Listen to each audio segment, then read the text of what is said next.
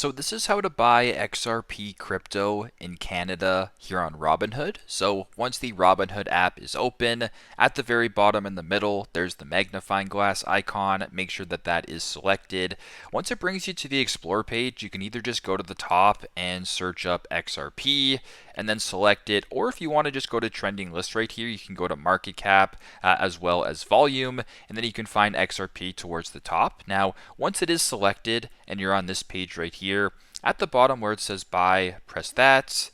Then in the top right where it says market order, you can then choose your market type for your order. I will just keep it at market order in Canadian dollars for this example.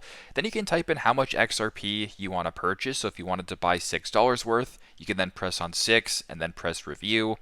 Then you can review the order so you can see how much XRP you're actually buying, the fees, as well as the total cost. And if this looks good and you want to proceed, go to the bottom and swipe up to submit the order.